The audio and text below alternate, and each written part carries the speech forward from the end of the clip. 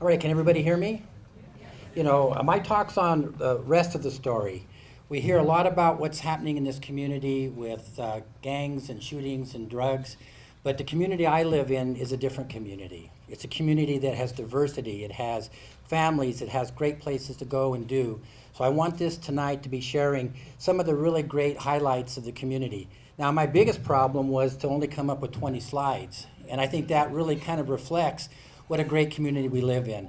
When you look at these shots with families and the memories being created, the ability to have families bond, you know, that's something that's very unique. I'm sorry, I thought I was being reprimanded here. You know, you look at the education. I'm so proud of our higher education. I'm proud of our high schools. I'm proud of all of the different things that we have to offer for our kids. I've said many a times that our kids are just as bright or even brighter than other kids across the country. We look at our energy. We look at our ability to create power. I mean, do you know how powerful that is? It's not something that is available to very many communities. And the fact that we have the Comanche plant, we have Black Hills, we have communities here that right in our own backyard we're actually providing and creating the power. You know, it's one of those things that allows us to have the diversity of industry coming in. When you look at GRC or GCR, when you look at Vestas, you look at DOS Aviation, you look at the professional bull riders, you look at the diversity of the companies that come here. Vestas could have gone to anywhere in the world and it came to Pueblo, and the question is why? You look at the new Pueblo, you look at housing, you look at the picture of the Belasante. You know, this is real estate that started at $250 a square foot and went up to $290 before it was sold out in a year. This is the kind of reflection that we can have the values of what Denver does. You look at healthcare with St. Mary Corwin. You look at healthcare with Parkview Hospital and all the smaller venues for creating medical opportunities. You know, it's something that we are the hub for Southern Colorado. We're the hub where other people come to make sure that their health care is number one. You know, we take a lot of beatings because of the crime. Every community has crime. Every community has gang members. But when you look at our new judicial building, you look at our police officers, they have the body cameras. They're well trained. Our fire department is accredited. You know, these are things that give us a lot of pluses that most people won't talk about. Our transportation, you know, we have rail. We're at the axis of I-25 and Highway 50. It's one of the best locations in the country. When you talk to other people outside and they say, you know, you live where you connect north and south and east and west, not very many communities can brag about that. You know, we look at other venues of our transportation with the jets, with the distribution of petroleum, the things that take place at the airport. Do you realize that with the corporate jets, we had over 5,000 corporate jets land in Pueblo every year? We talk about our shopping, the different venues with our mall that's been around for 40 years to the new venues of Kohl's and Best Buys. Reasons for people to come, even from Colorado Springs, to come down and shop, which is a real change. You know, you look at our water resources. I can't tell you enough that we have enough water today without buying one more drop to serve a population of 450,000 people. And I guarantee you across the country, everybody else is singing the other tune of where are we going to find water? Look at California. People are leaving because they just don't have the water. You know, the diversity of our entertainment, our ability to go out and rock climb or golf, or go up to the Arkansas River and do rafting, the skiing that we have, all within 1 to 2 hours from here. Where else could you ever find that kind of ability to have that kind of connection this close? You know, when we talk about the reservoir, you know, we have 2 marinas. There's over 59,000 acre feet of surface area. You know, we got the jet skis. We have the ability to go out and jet ski during the day and then following day be up there skiing at Monarch. I don't know if you guys realize or not, but there's only 200 zoos in the entire country. We have over 400 animals with over 110 species. And it's something that, again, when was the last time any of us have gone out to the zoo and experienced what a great thing it is for this community here? You know, I like picking out different and unique things. And I don't know if any of you have been out where they do the Frisbee golf at the city park. I have people coming up from all over the state talking about our Frisbee golf course and how exciting it is and what a challenge it is and what a great course it is. We also tomorrow are having the paddle boarding down on the Riverwalk, which is just something I think everybody should come and experience. Fishing. I don't know, when you look at the reservoir, you look at the Arkansas River coming down. When I was on city council, we did the Army Corps of Engineers to create the big pooling that they refer to as a kayak course, but the real reason is the fishing. We have the ability to have fishing that is second to none anywhere in the country. And now this picture, I'm sure, brings a lot of smiles and a lot of memories as far as the kiddie rides, the carousel. And it's still, every summer, it's packed. And I don't know if the ticket's gone up, but I remember when I was a kid, they were a nickel a piece. So again, it's just something we're very proud of there. When we look at the access of trails, I tell everybody, because I do Fitbit now, that the trails here, the walk around the river walk, the different places is Fitbit heaven. It's something that you can go, you can have different scenery, you can stay healthy, you can challenge your family members to the Fitbit, and it's something that I'm just really proud of. And the final picture here is with the sunset. I mean, does that not say it all? Where else can you see the kind of sunsets that you get here in Pueblo, Colorado? You know, it really reflects the spirit of the community, and is exactly why I say I am so proud to live here in Pueblo, Colorado. Thank you.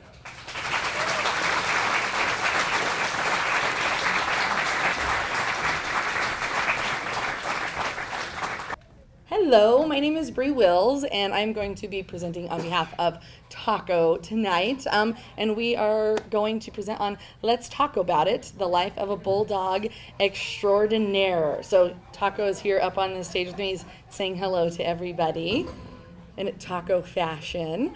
So Taco was born right here in Wellington, Colorado. He was born March 23rd, 2012, which is 28, and in human years that puts him at 4, and weighing in at a nice large size of 72 pounds. So yeah, he is quite the meatball, more like a burrito. He is also the mascot for the Centennial Bulldogs. So yeah, go Bulldogs, yes. So the life of the mascot is very rewarding. He gets to go to all of the football games, pep rallies. He gets to ride up on the float, as you can see up in the top left there, and then also go to the courthouse where they have their bell presentation. He gets to go on the sidelines for all of the games. They will often let him ring the bell when needed, and he does great. All the football players love him. He offers some advice once in a while when it's solicited. Kind of a linebacker, I guess, is his expertise. So he also is up close and personal with the media. So KOAA always goes out and does all the games. So he's become kind of the on-air extraordinaire for TV, ready for close-up in his fur and makeup. So he does all the news, which requires lots of early mornings and live interviews on TV, which he absolutely is a handball of. He's a media mogul. He's on Instagram. You can follow him at taco_boy for all those social media fans. He has 375 followers, one of which is the best soccer player in the whole world, Lionel Messi, who plays for Barcelona, actually follows him as well. And he's on Twitter. He's been the weather dog. He did Bulldog Week. So as you can tell, life as Taco is absolutely exhausting, which he naps pretty often. So I'd like to know how many hours he spends of his life napping, which is probably his best talent. So yeah, he takes lots of naps after his exhausting days of being a mascot. So, and obviously coming to these. So what makes Taco, and what does a mascot life entail? So obviously, milk does the body good, a good diet. He's about four milk bones a day. We try to keep him on a nice little diet. He loves pup cups, obviously. We don't give him too many table scraps, but pup cups and milk bones are probably his favorite food. And like, how does he get this nice body, right? I mean, to wear your birthday suit around all the time takes some balls. And Taco obviously has those. So he flaunts it. Flaunt it if you got it, right? So Yeah, he does a good job at showing the ladies what he's made of quite often. So instead of CrossFit, he has to stay fit with his hot body doing PAWSITIVE. So lots of walks. He actually got a skateboard for one of his birthdays. I believe it was his second or third birthday. And so we've kind of dabbled in that a little. It's not like a YouTube viral sensation yet, but we'll work on it. So lots of walks, and those can consist of a block or maybe 3 blocks. We don't know. He did have a little mishap in March of 2015. He tore his ACL. So we had a little setback there, but on the list to join him, he is now up there with Tom Brady, Rob Gronkowski, Adrian Peterson. So, I mean, he gets the life of an athlete. You know, you have some mishaps. So, but he's in full recovery now. And he, like I said earlier, he naps a lot, and he probably snores like a grown man. And so, yeah, you can often find him napping on the couch, on the bed, just sunny side up. I mean, he will really take a nap anywhere he can, and he will plop down and let you know. He loves the holidays. Halloween and Christmas are his favorite. He's been a rock star. He's been a shark for Halloween. And then he's also loves Christmas because he gets lots of toys. And always a new blanket that my mom always makes for him. So it's always good to have him around for the holidays, and he takes full advantage of the holidays, not to mention his birthday, which is always a big to-do. So he is, like I mentioned, 4. So he always gets a pup cup with candles, and his breathing will probably just blow out the candle for him. I don't really think that he makes a wish. But, so yeah, his birthday is always a big to-do in March, so we always try to celebrate that, and he always gets good presents. He loves to watch TV. He loves to take in sporting events. Westminster Dog Show is obviously one of his favorites. Judging his competition from afar. The Dan Patrick Show, some baseball, and then sometimes we'll put on a little YouTube video and just show him the other bulldogs that are out there so he can size up his competition. He's not supposed to get on the couch, and he knows this. So he's not really a couch potato, he's more of a couch pataco. And he will get up there, we will know when he gets up there, and then when we get home, he knows that he is kind of in trouble, but he, by the look of his face, doesn't look like he really cares. Not really. Not really at all. So he knows that he's not supposed to be up there, but he also is allowed to go in some stores. So you can take your dog to, obviously, PetSmart, Lowe's, Home Depot. He loves to go to Lowe's. He's obviously frugal, cutting out some coupons. And he's often learned that peeing on it does not make it go on sale. And I wish it did, but he's actually really good when we go to this store. So people love him. The guys at Lowe's know him. So he also practices a little religion as a Virgin de Taco Lupe that he does. So he is really big into, into his faith and just to, being closer to God. So so he does that. And obviously you can see that he loves that picture. We just have grown to love Taco. And I mean, what's not to love? He's awesome. He's a little meatball. He's a little ham. And he's just a big 72 pounds of love and fur and slobber, which I have learned that makes a great accessory is dog hair and slobber on your freshly black dress or black slacks when you go to work. So, yeah, so now a round of applause for Taco.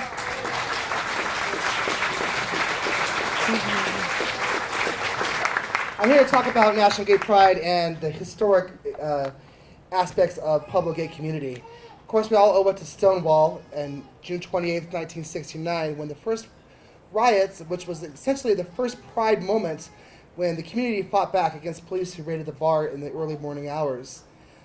Essentially, it was a whole bunch of drag queens and gay men that said, hell no, back off. And of course, through the years, Pride events happened throughout the country. Eventually, we were given the Pride flag, which takes all the colors of the rainbow to commit to the unified gay movement, forever pissing off the state of Hawaii, the Skittles Company, and people who want Rainbow Bright stuff. But those Pride events happen here in Pueblo, Colorado as well, and we are proud to support and have gay Pride here in Pueblo. We hold ours in August. Around the country right now, most of them are being held here in the month of June.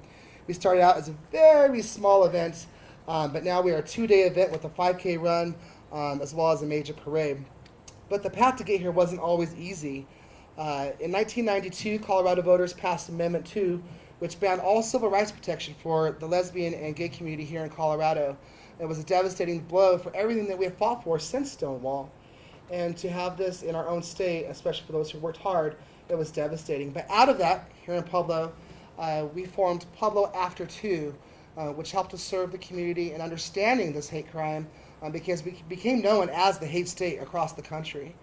And essentially, this group would soon become Southern Colorado Equality Alliance, which I'll get to in a minute. But there are many people here who said hate is not a family value. Among those, Governor Roy Romer, who filed a lawsuit, and eventually in 1996, the Supreme Court overturned Amendment 2, saying this law was basically born because of animosity towards gays and lesbians. But we could not have got there, and we would not have been able to do it if it weren't for those pioneers who paved the way. One of which is Lou Mercer, who was there from the beginning when the talks happened after Pueblo 2, turning into Southern Colorado Equality Alliance. And also her activism with Southern Colorado AIDS Project. As we all know, AIDS is a devastating illness to the lesbian and gay community, specifically the gay community. And she actually presented and created the first AIDS quilt here in Pueblo. And Reverend John Hild, a pioneer who every day with his partner went down to the county courthouse to ask for a marriage license and was denied for over 20 years until he was able to legally do that in the state. But also a reverend with the Metropolitan Community Church here in Pueblo, which is an openly gay-affirming church. As I said, all these individuals, their groundwork essentially led to the creation of Southern Colorado Equality Alliance, which is the only LGBT advocacy group here in Pueblo and Southern Colorado. And they do a lot of work. They're most known for their efforts with Pride. But one of our proudest things we do, and I say this because I'm a member and was a former board member, is the Outfront Youth Group, which is a group that meets every Friday of LGBT youth here in our community, middle school and high school students, who have a safe place to be who they are. Sometimes they play board games, sometimes they discuss heavier issues, body issues, but it's a very important group. Another thing Southern Colorado Equality Alliance fought for so hard was civil unions, and when it passed, it was a historic moment for us. And we were there to celebrate at our county courthouse on the day when 14 confirming couples who loved each other, had been waiting for years, we got together and we threw the biggest party they ever had. And our county clerk, his wife is a cake decorator, so we had no problems getting cake done as far as those issues go. And a third thing that we did in the most recent history of SCEA is we told Westboro Church to basically shove it. When we got together at the county courthouse. Westboro Church came to protest the civil union distribution, and we said, hell no. And over 500 strong. And I was there that day, and it was that day that I learned that this community is so special. As someone who is a gay man, proud to be a gay man with his family and friends, mother here supporting him, it's shown my community support, and that Pueblo is gay that day. Just as we are Mexican, whenever we need to stick up we stick up for each other, and that was just such a beautiful thing. And one of those individuals who consistently stuck up for us and was a former president of Southern Colorado Equality Alliance is Representative Dana Escar, who happens to be here. Who was the first openly gay candidate and now our first openly gay elected official serving Southern Colorado. And she does it with pride, but she takes care of all our community, but we're so very proud of her. And of course, we cannot be there if it were not for our allies. Bo Ortiz, who is a straight man, but who defends our Constitution to the point where he distributed civil unions on one of only 2 counties in the state to start distributing them. And so we love Bo Ortiz, who just got an award for that. Of course, there's a staple, Pirates Cove, the second oldest gay bar in Colorado, believe it or not, started in 1972. And it serves as a place of celebration, but also it's a place for communication for the gay community.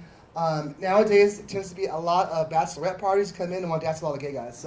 But it's still an important place. Where are we going in the future? Well, we have a lot of individuals in this community who are still carrying that torch, fighting for LGBT rights. One is Derek Stoll, HIV for 26 years, transplant from San Diego, who now resides here in Colorado, Pueblo, and just recently helped to pass legislation which helped to get decriminalize HIV.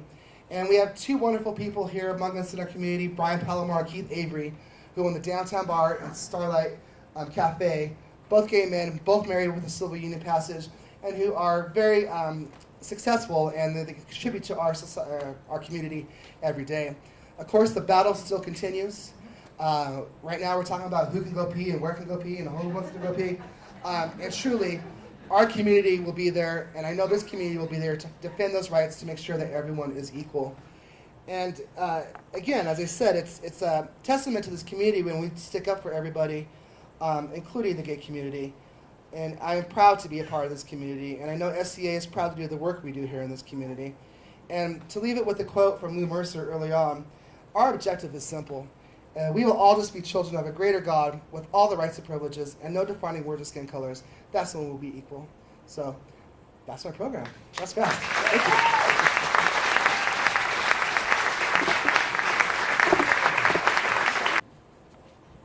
you. In this modern age, imagine taking on your daily business with an old Mac computer from the 90s.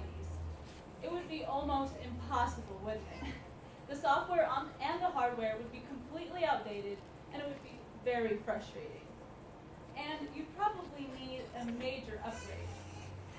Similarly, we are going through an energy upgrade as a society. I'm sure you've seen solar panels, wind turbines being installed right here in Pueblo County. Burning coal and natural gas are quickly being replaced with solar, wind, and other renewable or clean technologies. And we need to act quickly. This is a photo of our fragile atmosphere on our planet Earth, and we must protect it using clean energy. For the sake of our health, our children, grandchildren, and especially economic well-being, we must protect our planet and make it our top priority. Something incredible is happening across the globe. Achieving 100% clean energy is becoming the new normal in the fight to solve climate change. Many cities are already committing to renewable energy. Wouldn't it be powerful if Puebloans joined the movement and became pioneers for a just energy future? Fort Zed is a zero-energy initiative focused on pioneering and advancing energy solutions that can be replicated and scaled throughout Fort Collins and the world. Energy is created cleanly, sourced locally, used efficiently, and is affordable. What if CSU Pueblo did similar research to Fort Zed? In 2015, Georgetown, Texas Mayor Dale Ross noted about solar and wind energy. This is a long-term source of power that creates cost certainty, brings economic development, uses less water, and helps the environment. This is a graph of solar costs and the number of global solar panel installations from 1975 to 2015. The cost, in orange, has fallen dramatically, while installations have risen to almost 65,000 megawatts globally. Solar technology is becoming more feasible by the day. The time is now. 100% renewable energy is not a fantasy for someday, but a reality today. Wind prices have fallen 60%. Clean energy is now cheaper than coal and natural gas in some areas. Go 100% is another example of a campaign to move cities toward an energy upgrade. We've given oil, coal, natural gas, and nuclear a try. And while it could work in the short term, is it really worth the long-term costs? We need to commit and start building the bridge to upgrade to new energies like hydroelectric, solar thermal, biomass, wind, and geothermal. Pueblo is the home of heroes. Let's continue to act above and beyond duty and be energy heroes for future generations. We can empower our city council leaders to make wise economic and energy choices with our resources. Pueblo has 300 days of sunshine, and this map shows the wind energy facilities and projects already in Colorado. Renewable energy creates diverse jobs in operations, manufacturing, and research. Pueblo already generates 5 megawatts of solar energy and 60 megawatts of wind energy. Pueblo is a diverse, historic city, ready to implement renewable energy to create jobs, affordable utilities, and revitalize our economy. Will you join us to create affordable energy for everyone in the community? Ready for 100 is a National Sierra Club campaign to empower U.S. cities to 100% clean and renewable energy. Commitments are key as they shape our energy future more clearly. Our main priority this year is to grow our grassroots network and stand for a commitment from Pueblo City Council to 100% renewable energy. First priority will be to increase energy efficiency. Then by 2030, 100% renewable electric generation. Then by 2040, renewable energy vehicles. And last, by 2050, implement clean energy heating systems. Meet your local energy heroes. Pueblo's Energy Future is a grassroots coalition of concerned citizens, business owners, and clean energy advocates. Their mission is to secure a clean, affordable, sustainable, and just energy future for all of Pueblo. Cities and businesses are leading the way. Here in Pueblo, Solar Roast Coffee demonstrates how local businesses can lead the way in solar energy. South of Pueblo, Excel has this solar installation.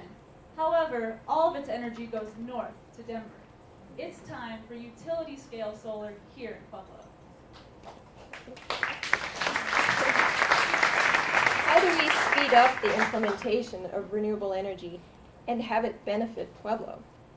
We have the technology and we have the movement, and now we need you. Will you volunteer with us, help us influence our leaders, and create this energy future together? With focused community organizing and the power of people, we can make what seems impossible possible. This is a photo of human aerial art in St. Petersburg, Florida, a fellow Ready for 100 city. When we stand together, we can make our message loud and clear. I'm Charlotte Tournay, the chair of the local Sierra Club group here. And I'm Moral Sarper, Ready for 100 community organizer. And we are ready for 100% renewable energy for Pueblo. And if you're ready for 100, please stand up now or raise your hand. Raise your hand.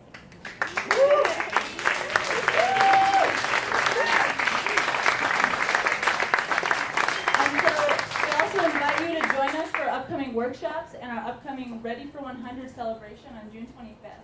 Find one of our volunteers at intermission with clipboards and flyers, and let's get ready for 100 in Pueblo. Woo!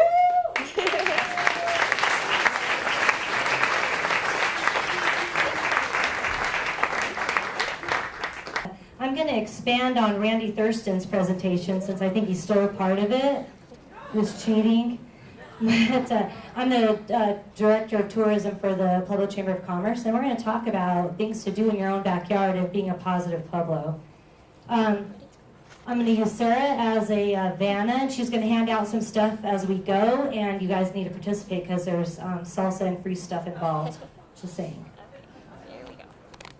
So, as I mentioned, I want to expand on what Randy said and talking about what we can do about a positive Pueblo and things that you can do in your own backyard, because sometimes we take for granted all the great things we have to do here in Pueblo. So I'm here tonight to kind of help you with all of those ideas and actually put you to the test and get you an action plan with a bucket list. So Sarah's going to be handing out a list for you to fill out.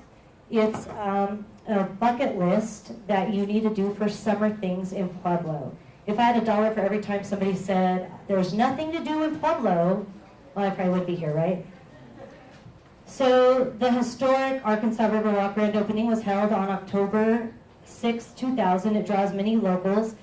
Visitors can also enjoy multitudes of activities, obviously riverboat rides, paddle boats, gondolas, farmers market, fine dining, outdoor exercise if you're really crazy.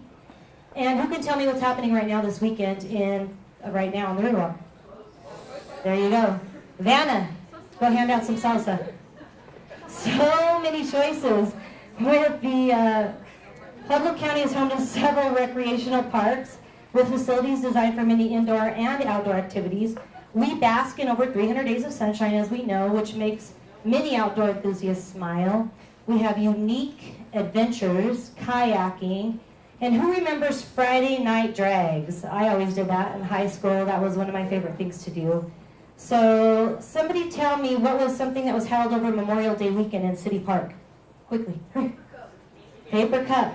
Whoever said paper cup, there you go. Get out, get wild. When is the last time you visited the zoo? Right? You don't need a kid. You don't need to You can borrow mine if you want one. But have you witnessed an endangered raptor getting released from the wild? When's the last time you walked through the zoo and just had a leisurely stroll?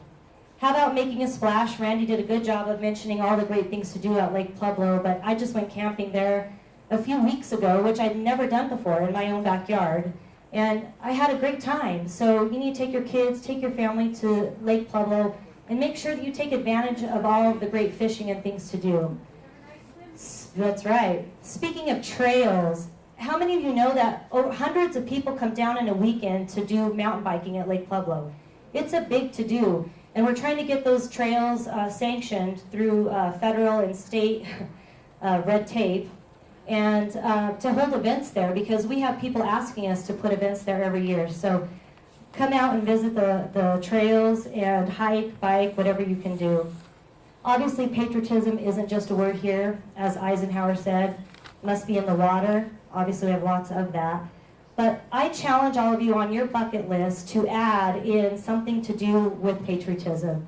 Take the Walk of Valor and really understand what Pueblo's patriotism is about. The earth without art is just So we have a lot of art in Pueblo, right? A ton of art. Sangre Cristo Arts and Conference Center does a wonderful job. The Pueblo Arts Alliance. Who was at the first First Friday Art Walk? All right, salsa to those people. The past defines our present. Well, who has been to the Colorado Mental Health Institute Museum? Salsa to those people too, because you guys are crazy. But really, we have one of those, and it's amazing. The Goodnight Barn, you know, based on the Lonesome Dove. I mean, there's so many things to do in Pueblo museums that there's too many to describe. And you're not just helping the economy when you're shopping. Well, yeah, you are. Get your husband's wallet, come out and enjoy all of the things that the historic shops have to offer. Antiques, who doesn't find everything great on Union Avenue? And of course, food. All right, so Coors or Sunset? All right, you all win there. There's salsa out on the table outside for all of you that said Coors. Of course, Gus's, Eilers, all of those things, Pasky. We all enjoy all those great things.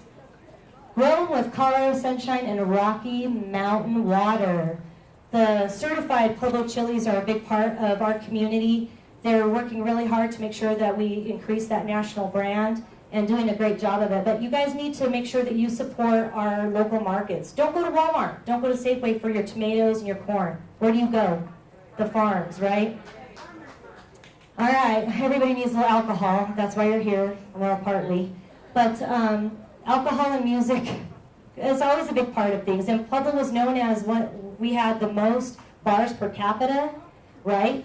And we may not hold that title anymore, but there's tons of entertainment in Pueblo. And of course, what about the Mesa Drive-In?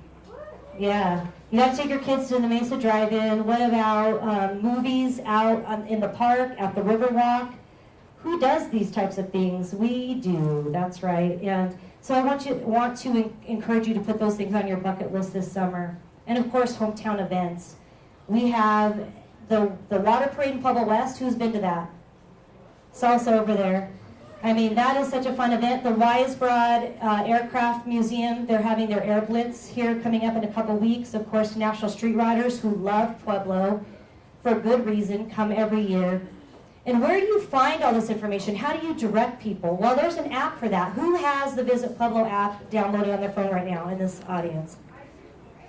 All right, we need salsa for those people. And for those of you who don't, shame on you, and I want you to go to your app store, I'll show you how later, and download it. So it doesn't matter how great we are if we don't talk about it, right? I'm sorry, social media is here to stay. Who has Facebook? All right, put Facebook on your number 6 list to do if you did not raise your hand, because unfortunately, we live in social media and people pay attention to that. We cannot promote our city if you don't. And tourism. Right now, it starts with you, but we need to get this word out. Tourism saved you $538 annually in your taxes doing a little business here. We make money when people come visit our town for all those other things we just talked about that mean something to us, you know, fixing crime. So I want you all to go visit your neighborhood, fill out your forms. I want those back. I want to hear from you on what you're going to do this summer in Pueblo. Thank you so much.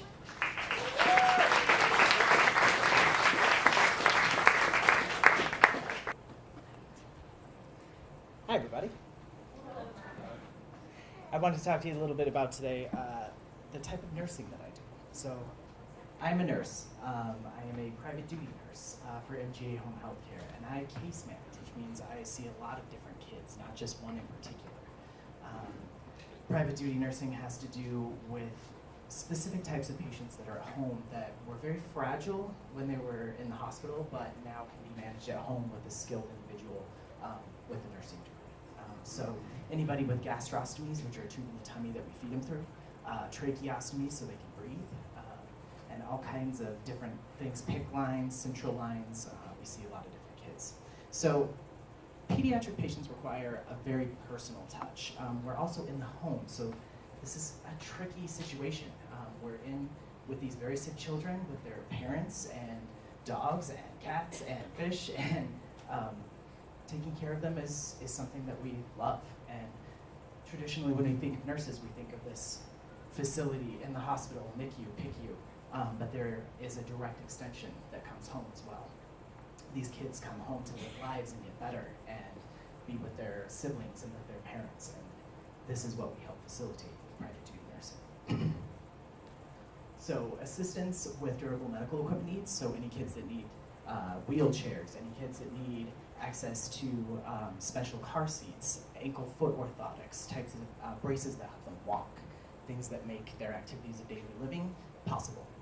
So we are directly involved in this with licensed practicing nurses, registered nurses. We are a follow-up adjunct to many therapies in the home, so speech therapy, occupational therapy, physical therapy. We are the individual who, after the 45-minute therapy session, is then putting the child in the walker, in the braces, and making sure that everything is safe and that they are provided the optimal situation at home. So we work with the therapists at the home, which is kind of different than the hospital setting. A nurse will see a therapist for a few minutes in the hospital setting and then be on to see 6 other patients. We are carrying out this therapy all throughout our day, 8, 10, 12-hour shifts with these kiddos. And so we implement something called a home exercise program. Home exercise programs go along with relative caregivers. So CNA program in the state of Colorado and California are the only 2 states that provide this. And we have CNA moms and dads that follow up on home exercise programs every day with our kiddos. Each nurse that we place in the home and each case manager that manages up to 32 to 35 children will have intense training after becoming a registered nurse or licensed practicing nurse with individualized patients, whether it be gastrostomy, tracheostomies, and we will be doing direct visits with physicians, going with our children to the doctor, to specialists, gastroenterologists, to pulmonary visits. We are the #1 referral source, MGA, for Denver Children's Hospital. So I see kids that spend 16 months of their life, 17 months, and then are coming home to be with their families. And so it's very, very touching. This is a few different examples of tracheostomies. I always find this really fascinating because these are a little hole in your neck, and this is what we have our children breathe through. Sometimes they are ventilated with a machine, and sometimes they are able to breathe directly through the tracheostomy tube. I love this little girl. So forgive me, some of these patients aren't ours because of HIPAA violation, but these kiddos have agreed. This little girl has both a tracheostomy and a gastrostomy.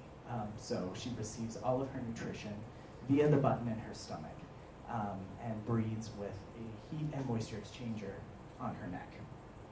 So it's easy as a nurse to kind of become a little bit familiar with these things and forget that you're with someone's child. We use enteral feeding pumps for these children that can't eat by mouth, and you kind of take eating food for granted or breathing through your mouth or nose for granted. So it's kind of a grounding experience every day for us. This is actually my MGA Colorado Springs location.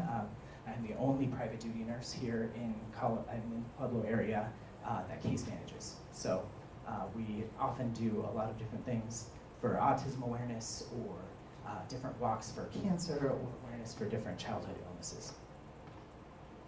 We also do a program that completely blocks out theaters for children with special needs.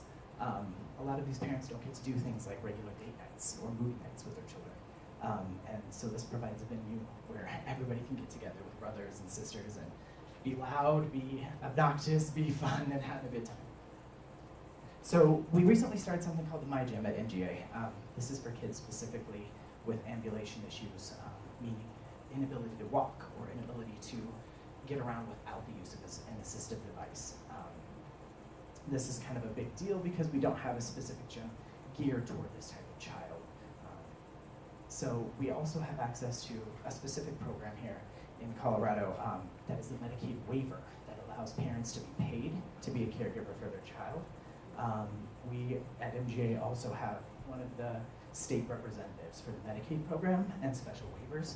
If you have questions about that, or if you know someone who might have a child who needs access to these services, please let me know. What is it that I do in case management? What isn't?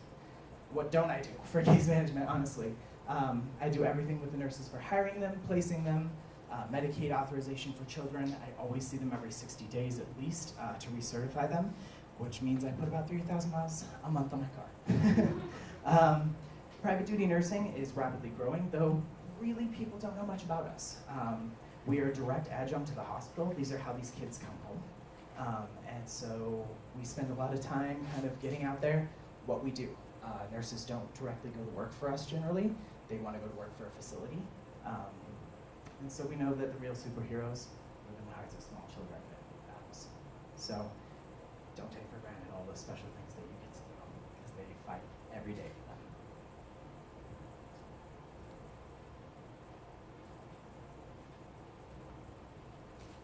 That's it. Thank you.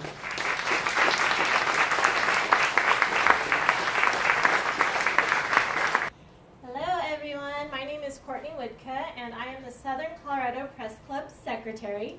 This is my third term on the board and tonight I'm going to tell you about what our club does and how you can become a part of it.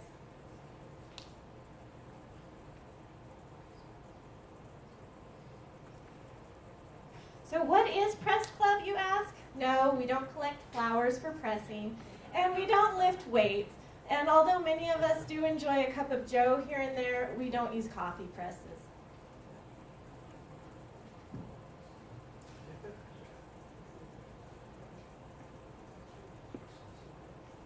So established in 1973, the first meeting came to order on October 24th and was co-founded by Richard E. Pavlik, founder of the Southern Colorado State College, now known as CSU Pueblo, Mass Comm Department, and sadly, Mr. Pavlik died on October 5th, 2015 in Pueblo at the age of 80. Southern Colorado Press Club is a mix of media, marketing, community relations folks, writers, event planners, and Mass Comm graduates.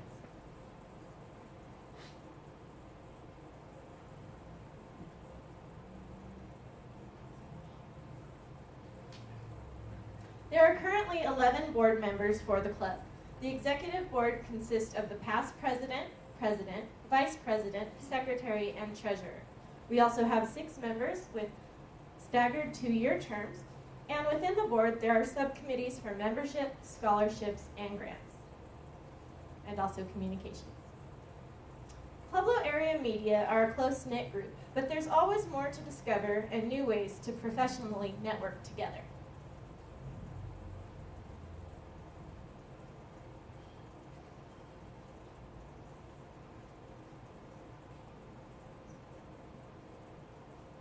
At our monthly meetings, we strive at all times for professional growth from standpoints represented by club members: news, information, public relations and advertising, development professionals, as well as media educators.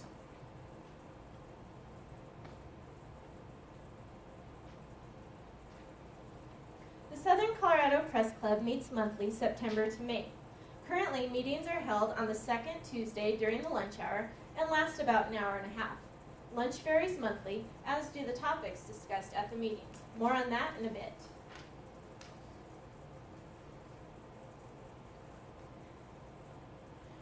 Club is all about fundraising, so we do charge for the cost of lunch. If you would like the lunch and are a dues-paying member, cost of lunch is always $15 and students are always $10. Otherwise, it's $20. Of course, if you want to check out a meeting and prefer not to eat, you are welcome to do that at no cost. Press Club likes to remain current on hot-button topics in the community. We have held discussions on marijuana's impact on students and community, and the Eilers neighborhood cleanup currently in process. We also have discussed new exhibits coming to the city, such as the Smithsonian Institution's Human Origins exhibit held this past April here at Rawlings Library. We have held talks with community members and law enforcement on the recent occurrence of gang activity in Pueblo, and had discussions about tourism and new ways to attract people to our city.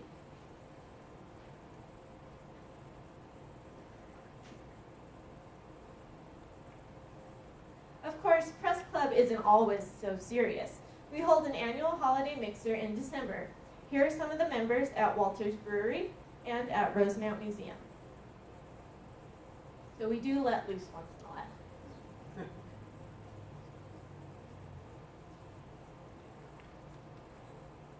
Remember when I mentioned fundraising? Every year we hold an annual event called Sheep Dip. Webster's describes it as any of various liquid disinfectants used to destroy parasites on the wool of sheep prior to shearing. In Press Club, it is defined as the practice of roasting or grilling public figures to mock in a lighthearted way. The Sheep Dip is the Press Club's major yearly fundraiser. 2016 marked the 37th year of our scholarship dinner. There are two main categories where the club honors two individuals. We also highlight those in the community who have shown media excellence. The Damon Runyon Award, implemented in 1997, is given to an individual for endeavors displaying dedication and determination in the media field. The Mel Harmon Award is given to those who display public service in the community.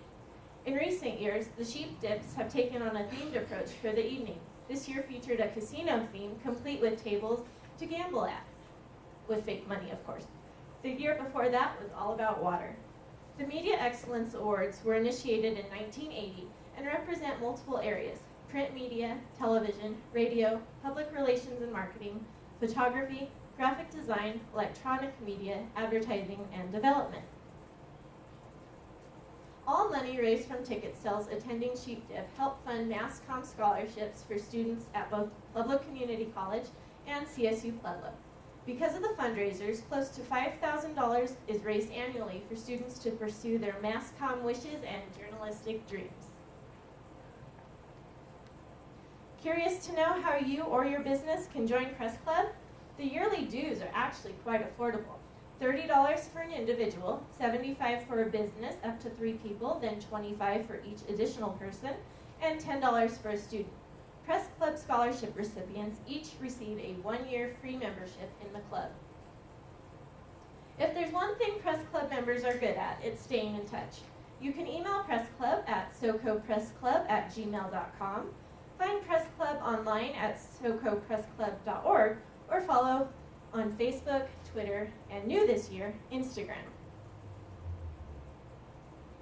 So now that I've got your attention, take out your phones, find and like the Press Club page, leave us a comment about tonight's presentation. Find Press Club on Twitter and follow us on there too. Tweet at us so we know to tweet back at you. Those of you on Instagram, snap a quick photo and share it with Press Club. Thank you.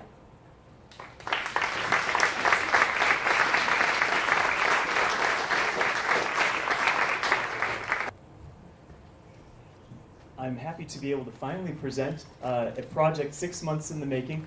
I wrote a book, and it's something that I could not have done without the help of the Pueblo City County Library District, who is graciously helping to publish it, and will be sharing this project with other libraries and other people around the country. It's about how to make a rep wrap. So what is a rep wrap? A rep wrap is a kind of 3D printer. It's short for self-replicating rapid prototyper. In other words, a 3D printer that can print 3D printers. Now, the advantage to doing this is if you've got one rep wrap, you can make a whole bunch of other ones.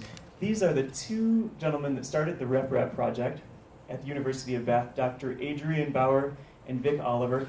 And here they are with their first machines. The one on the left gave birth to all the plastic parts for the one on the right. So there you go. It's the very first time that that happened. And then my 6th grade teacher, who I'm still in touch with, sent me this picture. This is Michigan Tech. One of these is the parent and the rest are all the kids. So gave birth to a whole kit and caboodle of 3D printers. These machines are using humans to replicate. They must be stopped. Or just keep feeding them more motors and they'll get better. So RepRap is an international organization now, and it is sharing all of its information open source. Anyone can go to this website, the reprap.org page.